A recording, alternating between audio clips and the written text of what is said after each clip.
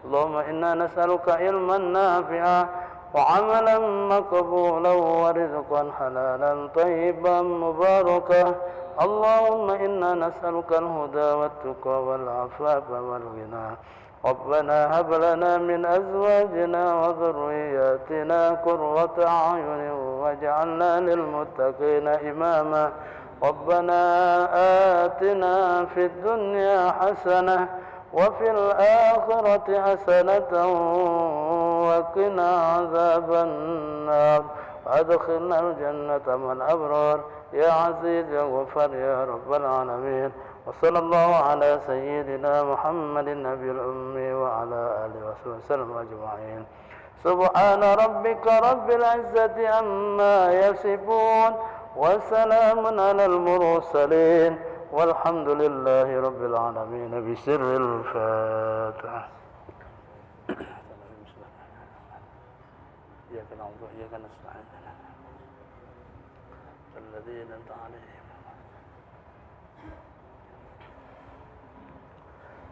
آمين يا الله يا رحمن يا رحيم يا مجيب سائل ولا حول ولا قوة إلا بالله العلي العظيم. اللهم بحق الفاتحة وسر الفاتحة يا فارج الهم يا كاشف الغم يا من لعبده يغفر ويرحم. اللهم يا دافع البلاء يا الله. اللهم يا دافع البلاء يا رحمن. اللهم يا دافع البلاء يا رحيم ادفعنا من الغلاء والبلاء والوباء والبشر من الآخرة الذين دعواهم فيها سبحانك اللهم وتحيتهم فيها سلام وآخر دعواهم أن الحمد لله رب العالمين.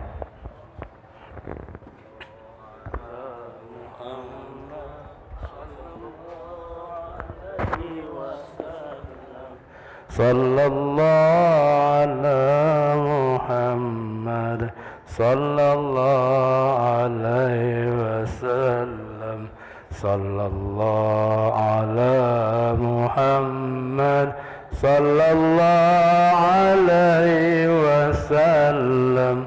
صلى الله على محمد يا ربي صل وسلم يا الله تقبل.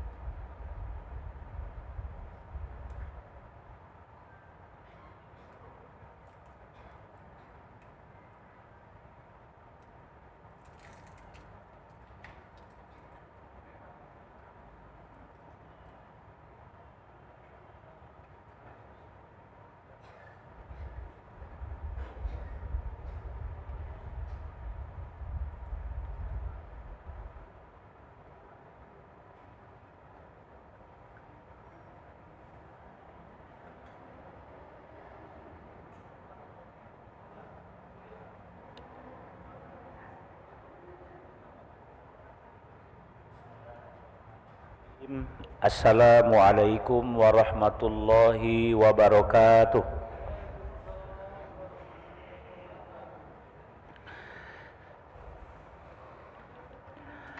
Alhamdulillahilladzi wa'ada man ata'ahu bidaris salam wastajaba liman da'ahu wa qad tawakkala alaihi fi injazil maram. Asyhadu an la ilaha illallah wahdahu la syarika lahu dzul jalali wal ikram وأشهد أن محمدا عبده ورسوله الذي أرسله إلى جميع الثقلين اللهم يا دائم الفضل على البرية يا باسط اليدين بالعطية يا صاحب المواهب السنية صل وسلم على سيدنا محمد خير الورى سجية واغفر لنا يا ذا الأولى في هذه المناسبة السعيدة على هذه النية وعلى كل نية صالحة الفاتحة أعوذ بالله من الشيطان الرجيم بسم الله الرحمن الرحيم الحمد لله رب العالمين الرحمن الرحيم مالك يوم الدين إياك نعبد وإياك نستعين اهدنا الصراط المستقيم صراط الذين أنعمت عليهم غير المغضوب عليهم ولا الضالين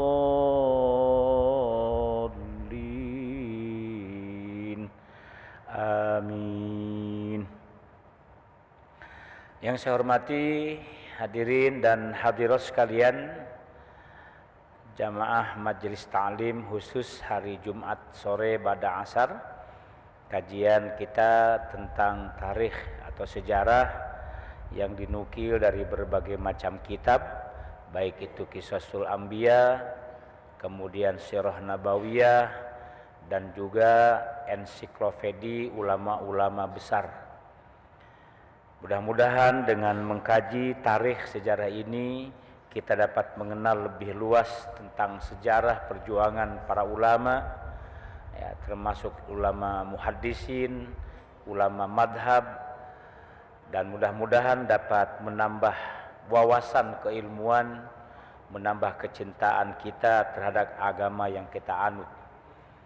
Salawat dan salam semoga tercurah kepada tuntunan kita semua dalam meniti kehidupan di dunia ini, utamanya dalam beribadah kepada Allah, yaitu Nabi Muhammad SAW, dan juga semoga tercurah pula kepada keluarganya dan sahabat-sahabatnya yang senantiasa istiqomah dan mutaba'ah kepadanya hingga yaumil akhir.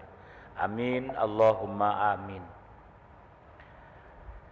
Hadirin dan hadirat sekalian yang kami hormati dan dimuliakan Allah, kita akan membahas sebagai kelanjutan dari sejarah Imam Syafi'i atau Muhammad Idris Asy-Syafi'i, yaitu sekarang dengan subbab makna dari kata-kata hikmah atau nasihat-nasihat Imam Syafi'i. Pertemuan yang lalu kita membahas tentang nama kitab-kitabnya, kemudian juga meneliti tentang karya-karya beliau yang lain, nama kitab-kitab yang begitu banyak, kemudian dikumpulkan dalam satu kitab yang berjudul Al-Um, sehingga dinamakan kitab induk. Itu yang dipisah khusus tentang fikih. Belum lagi tentang sejarah dan juga tentang filsafat. Itu disusun oleh Imam Syafi'i rahimahullah. Termasuk ada sebuah kitab yang disusun oleh beliau, yaitu Ar-Risalah, ya. Bahkan Ar-Risalah ini sudah disyarahkan pula, yaitu Syarah Ar-Risalah Asy-Syafi'iyah. Itu termasuk kitab yang dikategorikan kitab besar, gitu ya. Nah, sekarang pada kesempatan yang sangat baik dan berbahagia dan mulia ini, kita akan melihat ya kata-kata hikmah dan nasihat dari Imam Syafi'i. Kata-kata nasihat atau kata-kata mutiara Imam Syafi'i ini sudah banyak diposting, bahkan sudah banyak yang diiringi dengan musik, gitu ya, terutama di video-video singkat baik itu YouTube maupun TikTok katanya. Sekarang itu sudah banyak. Itu ulama-ulama yang membuat syair-syair, nasihat-nasihat itu sudah diterjemahkan, bahkan diberi background yang indah, seperti backgroundnya air mancur yang begitu indah sekali ya, natural sekali. Kemudian backgroundnya di belakangnya ada gunung yang menjulang, kemudian air sungai yang mengalir begitu indah ya. Kemudian muncul kata-kata bijak, kata-kata mutiara. Bahkan bukan hanya muncul kalimat-kalimat yang indah, akan tetapi ada suaranya ya. Itu kalau saya perhatikan banyak ucapan-ucapan ulama-ulama ya tentang hakikat kehidupan, sedang di mana dan akan kemana kita ini ya. Jadi untuk zaman sekarang mudah sekali ya. Misalnya kita mengupload sebuah aplikasi ya yang khusus isinya tentang kata-kata mutiara, itu akan muncul semua ya. Termasuklah kata-kata mutiara, kata-kata hikmah dari ya para penulis-penulis sejarah gitu ya, orang-orang terkenal, ahli-ahli pantun, ahli-ahli syair, semua dengan mudah kita cari di internet. Kalau zaman dulu mungkin kita agak susah ya mencari ke perpustakaan di mana di sini yang lengkap, cari. Sekarang hanya ada dalam genggaman kita. Bahkan yang HP-nya canggih bisa menyimpan beribu giga, dia bisa menyimpan kitab-kitab, buku-buku elektronik yang bisa saja kita baca pada kesempatan-kesempatan kosong. Ya seperti itu. Termasuk pembelajaran yang sedang kita pelajari sekarang. Itu kata-kata hikmah dari Imam Syafi'i yang sangat terkenal. Ya, yang sangat terkenal misalnya salah satunya nih, ya. Man aradad dunya fa'alaihi bil ilmi. Wa man aradal akhirah fa'alaihi bil ilmi. Wa man aradahuma fa'alaihi ma bil ilmi. Man aradad dunya fa'alaihi bil ilmi. Siapa yang menginginkan kehidupan dunia, maka tentu itu ada ilmunya. Wa man aradal akhirah fa'alaihi bil ilmi. Siapa yang ingin menginginkan kehidupan bahagia di akhirat, ada ilmunya. Wa man aradahuma fa'alaihi ma bil ilmi. Siapa yang menginginkan kehidupan baik dunia dan akhirat, tentu kedua-duanya ada ilmunya. Itu terkenal sekali. Ya. Atau misalnya zurghiban tazdad hubban. Kunjungilah orang yang kau cintai itu jarang-jarang, tentu akan menambah rasa cinta kepada orang yang engkau cintai. Ya, ya tentu logikanya kalau setiap menit, setiap waktu ditengok ya bosan. Tapi jarang-jarang. Ya, zurghiban tazdan hubban. Jarang nian tak boleh, sering nian juga tak boleh. Ya. Orang yang kita cintai, paling cintai ya orang tua kita, kalau masih ada tengok mereka. Ya. Sehingga menambah rasa cintamu kepada orang yang engkau cintai. Ya, kita pernah senang kepada guru dan guru itu masih ada, ya kunjungi dia. Ya, ada waktu dan kesempatan kunjungi. Niscaya akan menambah rasa cintamu kepada orang yang engkau cintai. Ya, zurghiban tazdad hubban misalnya. Nah sekarang kita lihat kalimat-kalimat itu dalam bentuk kalimat yang sudah diterjemahkan. Ya, biasanya ditulis juga dalam potongan-potongan naskah khutbah biasanya. Ya, karena ada memetik kata-kata mutiara dari mereka. Misalnya nih, ada tentang petunjuk, ya, dengan pakaian. Ya. Petunjuk dan pakaian seseorang adalah akhlak yang baik. Petunjuk dan pakaian seseorang adalah akhlak yang baik. Sedangkan kecantikannya adalah jiwa yang mulia. Ya, nah itu. Jadi itu kalimatnya indah kan, seperti kata-kata mutiara. Ada dalam bentuk kalimat bahasa Arab. Ya, ucapan beliau juga. Ya, contoh nih. Al-imanu uryan walibasuhu taqwa wazinatuhul haya. Itu kata-kata mutiara beliau. Al-imanu uryan, iman itu telanjang. Walibasuhu taqwa, maka diberi pakaian iman itu dengan takwa. Jadi takwa itu pakaian iman berarti ya. Tuh. Jadi saya ulang, al-imanu uryan, iman itu telanjang. Walibasuhu taqwa, diberi pakaian iman itu dengan takwa. Wazinatuhul haya, dan diberi perhiasan dengan rasa malu. Rasa malu itu perhiasan iman. Takwa itu pakaian iman. Nah, jadi sehingga iman itu menjadi sempurna karena punya pakaian dan punya perhiasan. Kalau diumpamakan seperti jasad, tengoklah jasad kita. Kenapa indah? Karena ada yang membalut tubuh kita. Tubuh kita kalau telanjang, mana ada yang katakan indah? Ya, khudzu zinatukum inda kulli masjidin. Ambil, pakai pakaianmu yang paling bagus.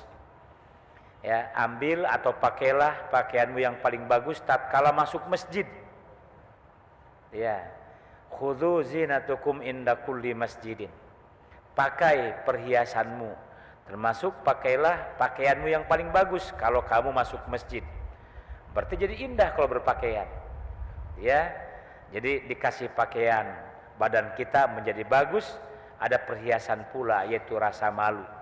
Ya. Jadi itu ucapan Imam Syafi'i yang terkenal.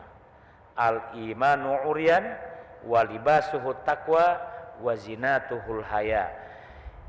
Iman itu telanjang, diberi pakaian dengan takwa, dan diberi perhiasan dengan rasa malu.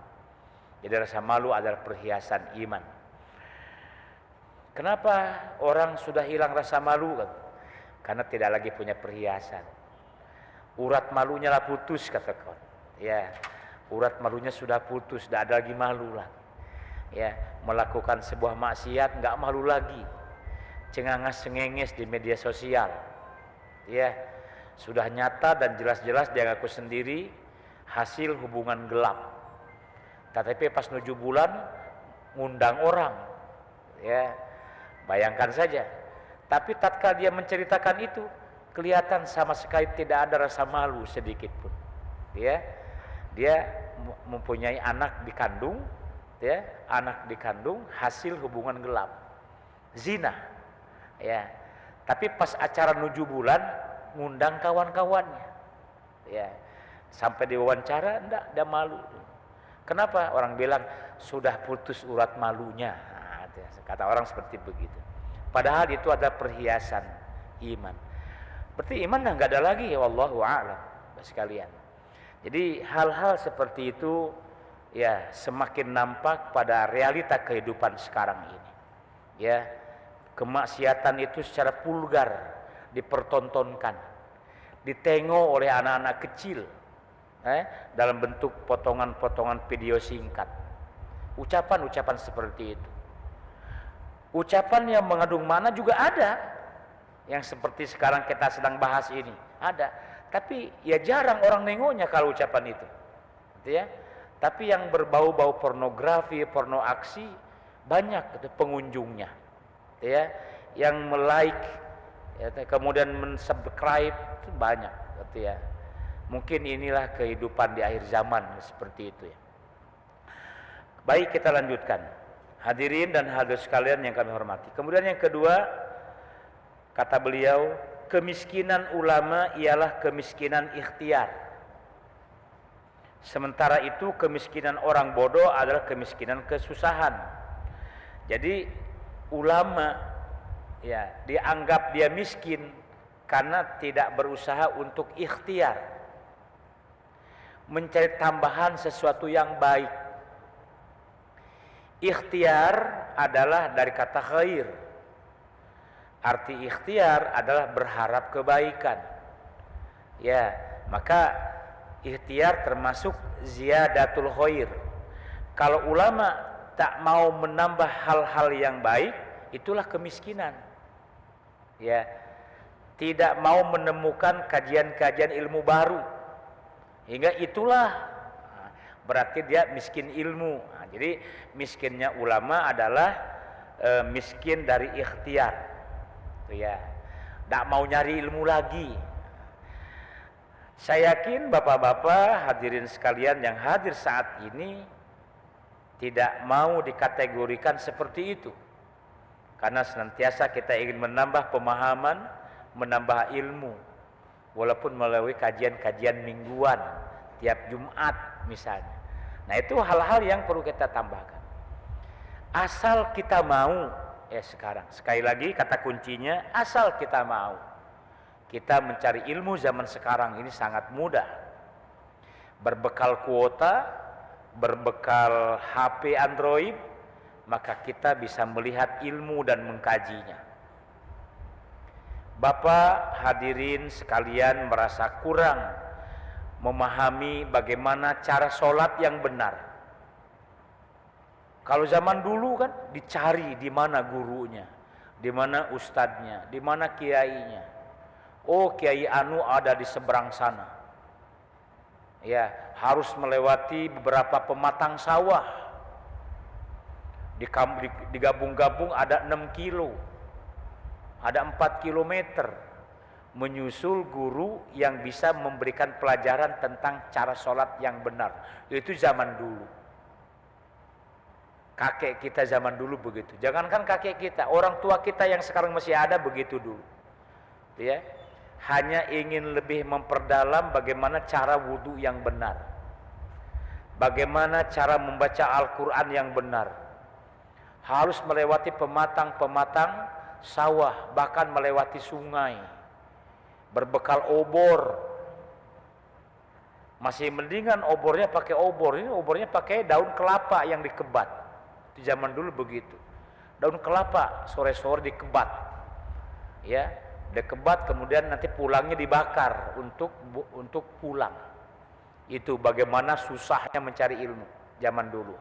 Sekarang berbekal kuota yang ada, HP Android, ya, dimanapun kita berada, jaringan ada, buka, ya, tata cara sholat yang benar, maka keluarlah videonya.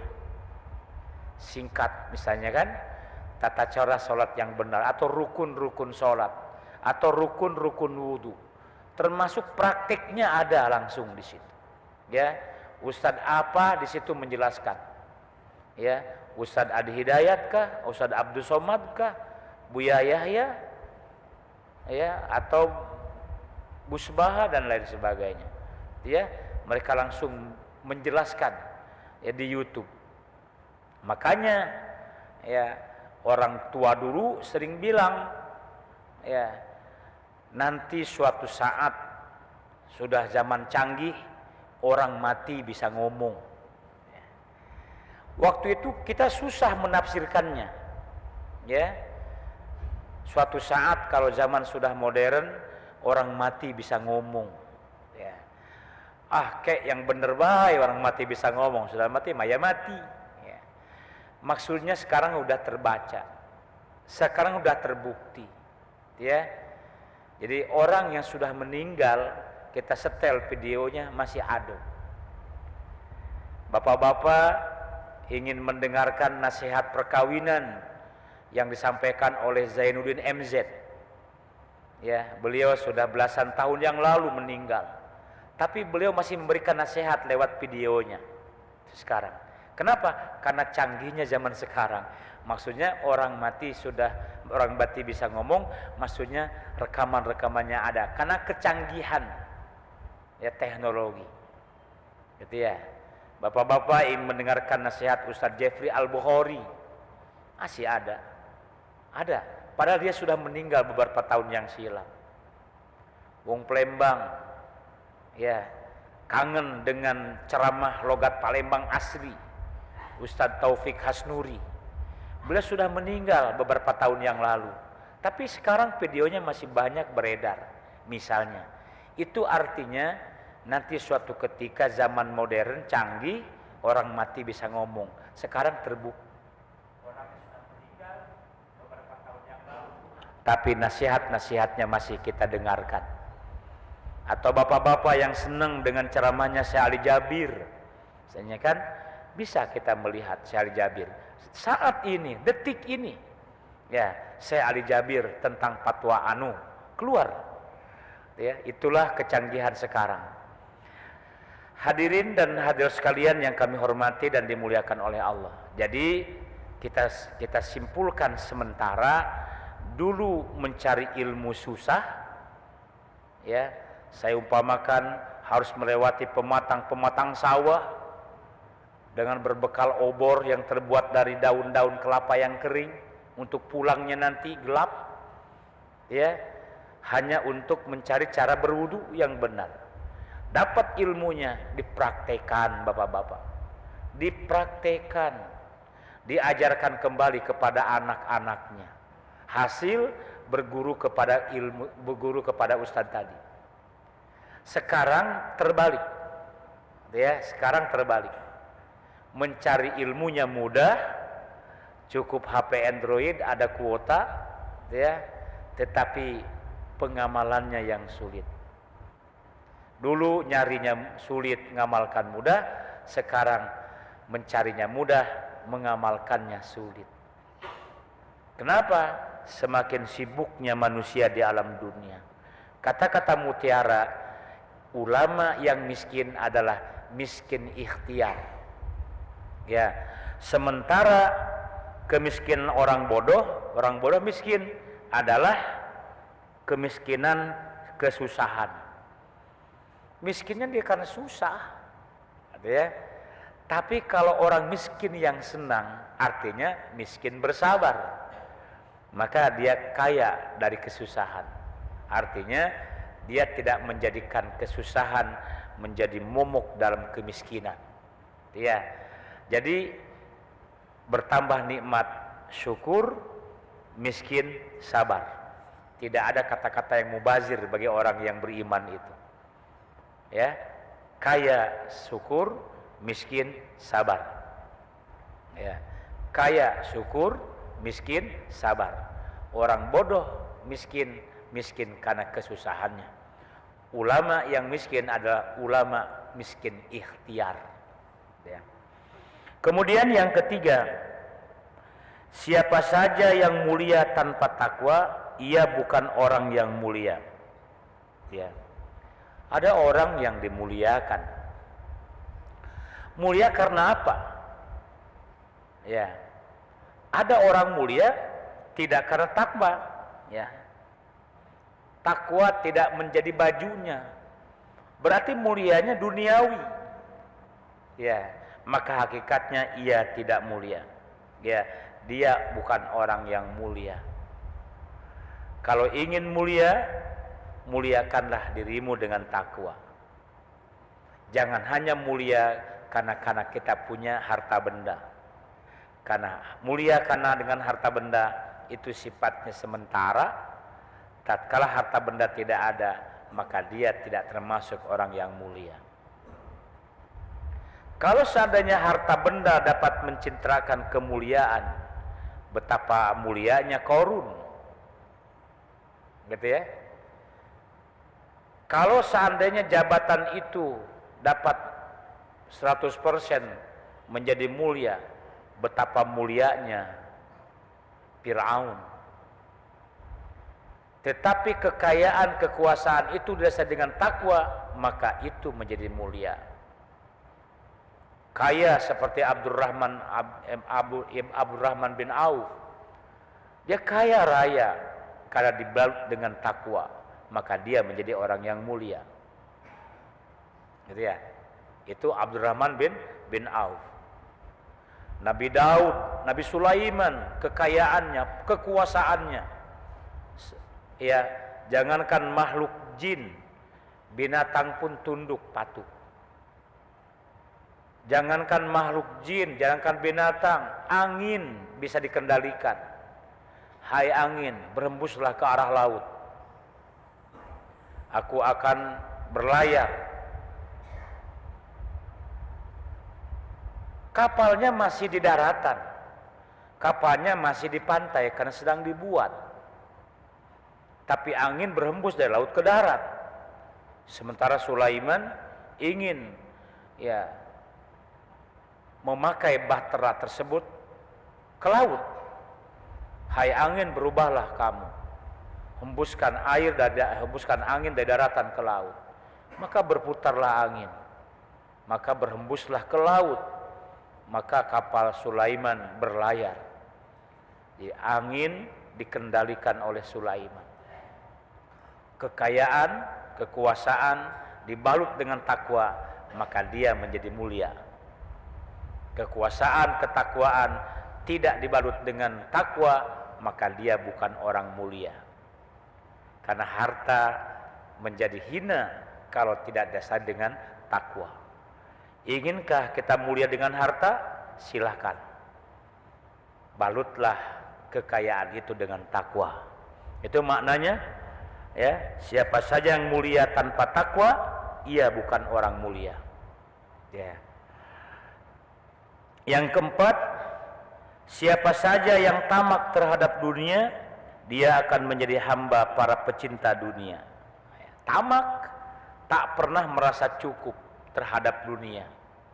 Dia haus seperti minum air laut yang asin, semakin diminum semakin haus. Itulah orang yang tamak terhadap dunia. Semakin tamak terhadap dunia, maka dia akan menjadi hamba para pecinta dunia. Ada yang lebih banyak lagi hartanya, dia akan menjadi hamba. Ya. Kalau cinta kepada sesuatu termasuk harta, otomatis dia jadi hambanya. Kalimat ini terkenal bapak-bapak. Ya, agak sedikit hafal. Man ahabba ila syai'in fahuwa abduhu. Siapa yang cinta kepada sesuatu, maka ia pasti akan menjadi hambanya. Ya. Cinta kepada Allah, maka jadilah hamba Allah. Ya. Cinta kepada harta, nah, ini yang banyak. Cinta kepada harta, dia menjadi hamba harta. Kenapa? Hartanya dipegang, masukkan ke dalam hati. Maka kata yang Syafi'i, termasuk kata Imam Ali, kalau kamu mendapatkan harta, pegang oleh tanganmu, jangan dimasukkan ke dalam hatimu. Coba sekalian. Itu tentang harta. Ya. Tatkala kita punya harta, mulia karena harta. Ya. Bisa mulia dengan harta. Tapi tamak karena harta, tidak pernah merasa cukup, maka ia akan menjadi hamba harta. Man ahabba al ila syai'in fahuwa abduh. Cinta kepada sesuatu, maka dia akan menjadi hambanya. Cinta pada Allah, maka kita mudah-mudahan jadi hamba Allah yang baik. Cinta kepada harta, jangan sekali-kali kita menjadi hamba harta. Ternyata harta datang kepada kita, begitu mudahnya kita mencari harta. Peganglah oleh tanganmu, jangan dimasukkan ke dalam hatimu. Tatkala harta itu hilang, karena itu adalah titipan. Man ahabba ila syai'in fa aksaru min zikrihi. Siapa yang cinta kepada sesuatu, maka ia sering menyebut namanya. Seorang pemuda cinta kepada seorang pemudi, namanya disebut-sebut. Kalau kita cinta kepada Nabi Muhammad, sebut namanya. Salawat. Ya. Kalau cinta kepada Allah, sering menyebut namanya, sebut Asmaul Husna. Ya. Man ahabba ila syai'in fa aksaru min zikri, banyak menyebut namanya. Cinta kepada sesuatu, senang membaca suratnya. Seorang pemuda-pemudi cinta kepada pemuda-pemudi, senang membaca WA-nya, senang membaca chat-nya, senang membaca IG-nya. Cinta kepada Allah, senang membaca surat dari Allah. Apa surat dari Allah? Al-Quran. Baca Quran kalau memang kamu cinta kepada Allah. Senang membaca surat dari Allah, Al-Quran dibaca gitu. Jangan sampai cinta kepada makhluk justru melupakan cinta kepada Khalik. Yuhibbul makhluk wa nasiyal Khalik. Cinta kepada ciptaan, lupa kepada pencipta. Melihat sesuatu yang indah, ya, subhanallah, ciptaannya aja indah seperti ini, cantik sekali, indah sekali pemandangannya. Bagaimana lagi zat yang menciptakannya? Ciptaannya begitu indah, ya, maka ditadaburi seperti itu. Jangan berhenti sampai di cinta makhluk. Ini kata-kata mutiara, Bapak. Ya. Yuhibbul kusur wa nasiyal kubur. Cinta gemerlap dunia, lupa masuk kubur. Sehebat-hebatnya dunia, segemerlap-gemerlapnya dunia, betapa canggihnya zaman sekarang. Ya, bangunan mencakar langit. Abraz Dubai 890 meter. Ya.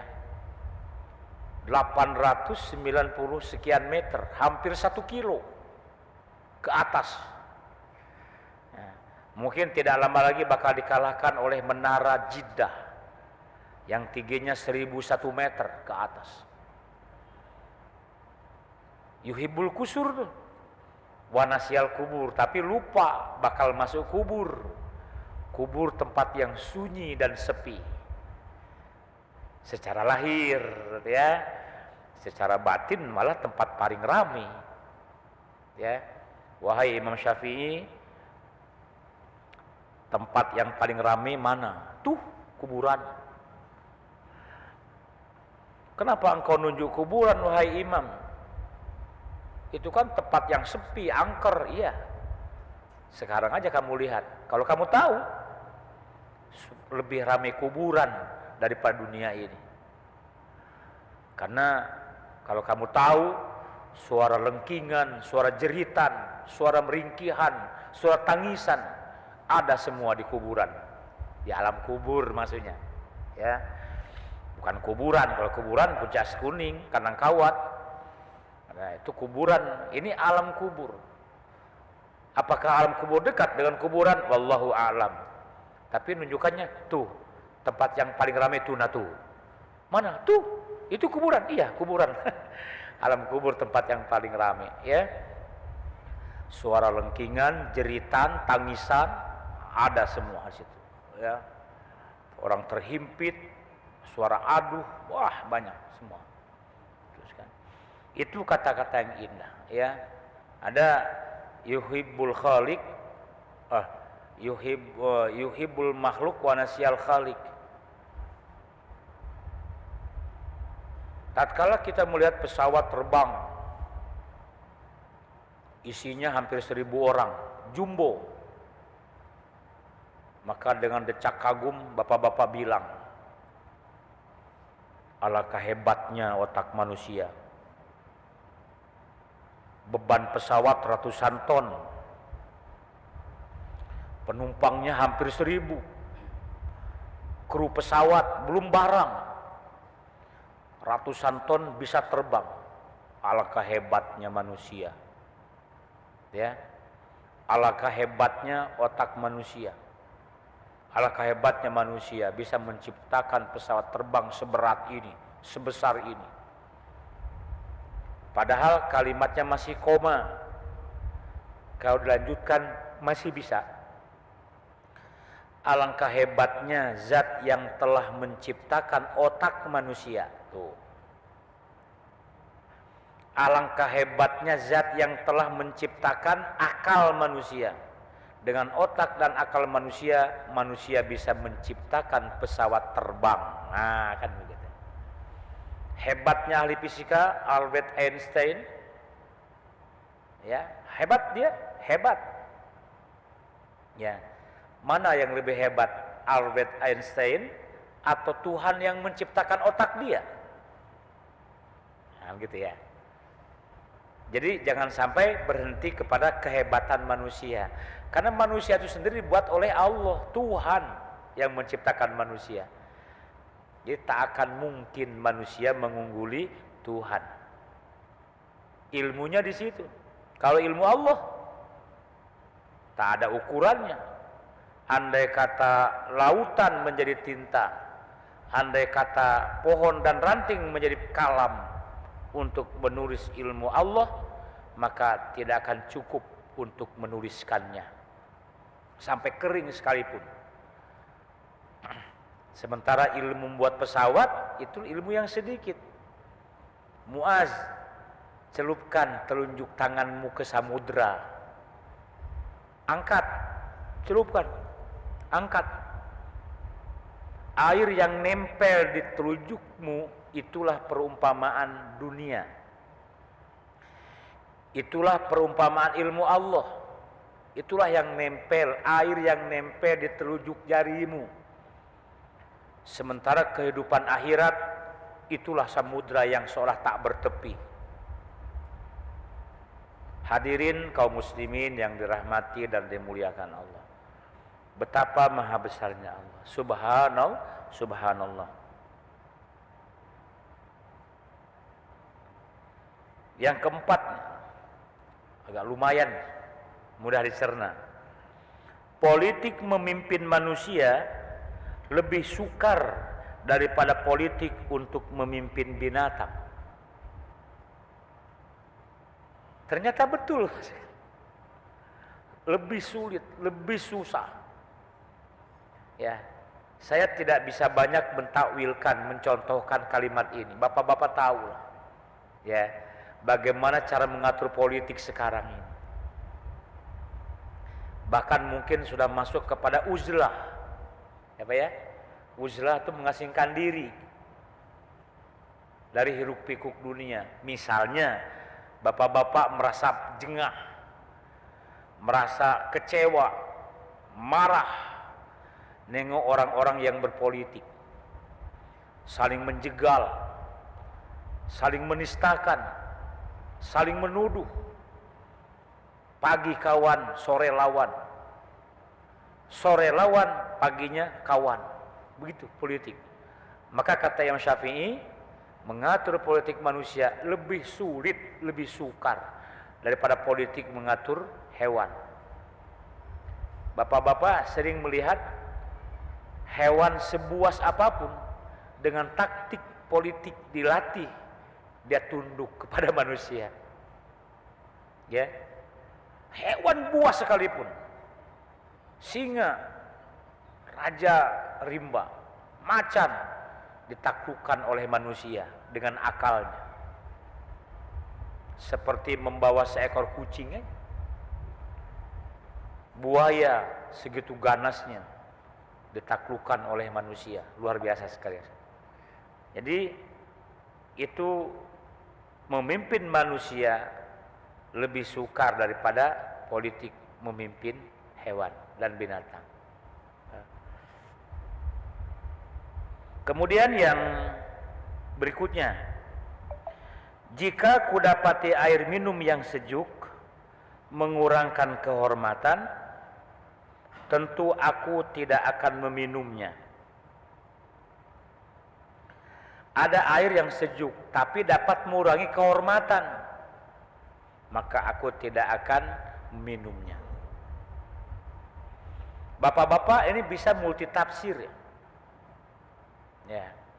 Ada yang mengatakan bahwa minuman tertentu titik-titik tanda petik itu menyegarkan, tapi dapat mengurangi kehormatan. Artinya, lah dia minum itu walaupun sedikit, maka harkat dan martabatnya turun, maka akan kutinggalkan. Ya, maka makanannya termasuklah di dalamnya khomar, misalnya ya. Atau misalnya makan sesuatu, justru dengan makan dan minum sesuatu itu dapat menurunkan kehormatan, maka aku tidak akan meminumnya.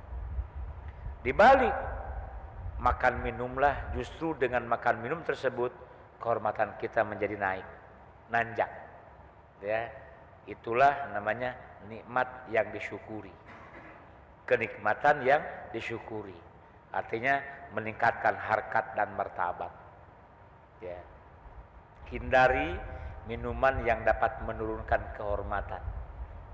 Tinggalkan. Kenapa kamu tidak mau minum itu? Karena dapat menurunkan harkat dan martabat. Tinggalkan. Ya. Dengan dalih apapun, tinggalkan.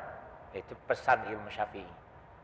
Berikutnya, orang yang menjaga kehormatan senantiasa berada dalam perjuangan. Ya, ingin kita mendapatkan kehormatan berarti perjuangan tidak pernah berhenti. Ya, perjuangan harus terus diusahakan karena itu merupakan bagian dari kehidupan. Jadi kebenaran harus diperjuangkan. Kehormatan harus diperjuangkan. Ini agak sedikit mudah memahaminya. Menuntut ilmu lebih baik daripada sholat sunnah. Ya. Menuntut ilmu lebih baik daripada sholat sunnah. Ada seorang sahabat Nabi, 2 orang. Nabi sedang dikelilingi oleh sahabat-sahabatnya, sedang mengadakan cawisan, keliling. Tiba-tiba masuk 2 orang. Ya, masuk 2 orang. Yang satu sholat sunnah. Ya, ini berbicara bukan sholat wajib ya. Yang wajib kecuali itu. Namun juga wajib. Ini sholat sunnah. Masuklah 2 orang. Yang satu langsung duduk mendengarkan majelis ta'lim Nabi. Yang satu sholat sunnah. Sesudah sholat sunnah, keluar lagi dia. Sementara yang langsung masuk langsung duduk. Maka yang langsung duduk mendengarkan ilmu itu dipuji oleh Rasulullah SAW. Kamu orang yang cerdas, ya, duduk sebentar saja mendengarkan kajian ilmu itu lebih baik daripada 1000 rakaat sholat sunnah. Dibandingkan dengan yang sholat sunnah tadi, pergi, nggak ada bandingannya. Ya. Goresan ilmu, orang-orang yang menulis ilmu itu seperti 70 orang mati syahid. Duduk di majlis taklim lebih tinggi daripada 100 rakaat sholat sunnah. Allahu Akbar. Betapa tingginya fadilah menuntut ilmu. Sehingga sholat itu bisa dibeneri oleh orang berilmu. Itu makanya. Ya. Kalau yang wajib ya jangan dibandingkan, kan memang wajib kan. Masuk ya sholat wajib lah. Masa langsung masuk masjid langsung dengarkan ilmu padahal sholat wajib belum. Ini sunat. Jadi bapak-bapak dan ibu sekalian yang saya hormati, itu kemuliaan ilmu dan juga kemuliaan orang ahli ibadah. Ada hadis doif, orang ahli ilmu dan ibadah dia masuk surganya sudah di tangga yang ke-500. Ya. Orang ahli ilmu, ahli ibadah, ibadahnya dengan ilmu. Dia akan masuk surga sudah ada di tangga yang ke-500-an. Ada 500 anak tangga. Sementara orang ahli ibadah tanpa ilmu, dia masih di tangga pertama. Mau masuk surga juga dia. Cuman masih di tangga pertama. Bayangkan dengan orang ahli ibadah dengan ilmu, adalah tanggal 500. Tangga pertama ke tangga berikutnya lamanya 2000 tahun perjalanan. Sedangkan 1 hari akhirat itu 1000 tahun dunia. Jadi berapa lama perbandingan orang berilmu ahli ibadah dengan orang bodoh ahli ibadah? Jauh luas sekali. Maka oleh sebab itu jadilah orang berilmu, ya. Jadilah kita senang menuntut ilmu sehingga kualitas ibadahnya naik dengan ilmunya. Itu makna yang mendalam ya dari sampaian Rasulullah Shallallahu Alaihi Wasallam. Rasulullah mau masuk ke masjid, di pintunya terhalang oleh iblis, ngalangi jalan. Nabi dan Rasul diberikan kelebihan, bisa melihat iblis, bisa melihat jin. Manusia enggak, cuma dikira-kira baik, ngaku-ngaku baik. Ya, saya dapat melihat jin. Malah ada doanya supaya kita tidak melihat jin, kan begitu. Ini malah ingin melihat jin, gimana? Ya, tidak akan sanggup lah. Kalaupun sanggup ya terserahlah. Ya, justru malah ada doanya supaya kita tidak bisa tidak melihat jin. Berarti Allah membayangkan betapa mengerikannya nengok jin, setan. Sekalian masuk masjid terhalang oleh iblis tadi. Sengaja memberikan edukasi ya kepada kita. Kenapa kamu menghalangi saya masuk masjid? Aku ini mau ganggu orang yang di dalam masjid itu nah. Siapa yang dalam masjid? Rupanya dalam masjid ada yang sedang sholat, ada yang sedang tidur. Aku mau mengganggu orang yang sedang sholat, tapi aku takut dengan yang lagi tidur. Ngapa kamu lebih takut kepada yang lagi tidur daripada orang yang sholat? Si iblis menjawab, orang yang sedang tidur itu ahli ilmu, sementara orang yang sedang sholat itu ibadahnya orang bodoh. Saya lebih takut kepada orang yang berilmu daripada orang ibadah ahli bodoh, orang bodoh. Ya artinya secara logika, ya ganggu orang yang bodoh, berarti diajari pula oleh yang berilmu, percuma kan? Ya, sebab itu setan lebih takut kepada orang yang berilmu daripada orang ahli ibadah tanpa ilmu. Ya artinya ibadahnya bodoh. Makanya kalau orang ahli ilmu ibadah pula itu bandingannya. Tangga ke-500 dia tangga pertama. Inilah padilah ilmu, bosku. Itu banyak diungkapkan oleh Imam Syafi'i juga dalam hadis Nabi SAW tentang fadilah ilmu. Ya. Hadirin dan hadirin sekalian saya hormati, banyak sekali ini ya. Belum kita bahas satu persatu, insya Allah ya pada pertemuan yang akan datang. Saya sedikit kurang sehat, ini ada sariawan ya, ada gigi yang patah gitu, jadi tajam gitu ya, jadi digerak-gerak oleh lidah itu, jadi lidahnya yang kalah gitu ya, jadi rasanya pedih gitu ya, jadi kurang nyaman lah sedikit. Jadi sampai di situ dulu Bapak sekalian yang saya hormati. Mudah-mudahan ada hikmah pembelajaran dari kata-kata mutiara yang ditulis oleh Imam Syafi'i. Ya, bahkan banyak dikutip oleh para ulama-ulama, baik ulama ahli fikih, terutama ulama-ulama yang ahli akidah dan akhlak.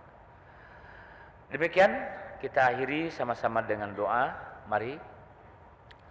A'udzu billahi minasyaitonir rajim. Bismillahirrahmanirrahim. Allahumma shalli wa sallim wa barik wa karrim ala sayyidina Muhammadin wa ala alihi wa sahbihi ajma'in. Allahumma ij'al jam'ana hadza jam'an marhuma wa tafarruqana min ba'dihi tafarruqan mubarakan ma'suma. Allahumma akrimna bi nuril fahmi waftah alaina bi ma'rifatil ilmi wa hasin ahlaqana bil ilmi wasahil lana abwaba fadlika min hazain rahmatika ya arhamar rahimin. Allahumma aftah alaina futuhal arifin bihikmatika wansur alaina rahmataka wa zakirna ma nasina ya dzal jalali wal ikram. Rabbana atina fid dunya hasanah wa fil akhirati hasanatan wa qina azabannar. Wa sallallahu ala sayyidina Muhammadin wa ala alihi wa sahbihi wa baraka wa sallam. Subhana rabbika rabbil izzati amma yasifun wa salamun alal mursalin walhamdulillahi rabbil alamin. Taqabbalallahu minkum minna wa minkum taqabbal ya karim. Subhanakallahumma wa bihamdika Asyhadu an la ilaha illa anta astaghfiruka wa atubu ilaik. Assalamualaikum warahmatullahi wabarakatuh. Ya, sama-sama.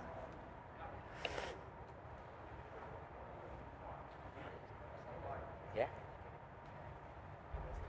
Di Al-Islami. Ya.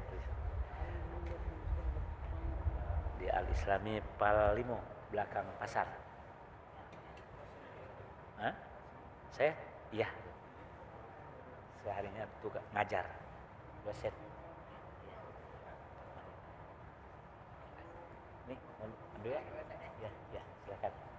Ya. Ini tutupnya. Iya, ya.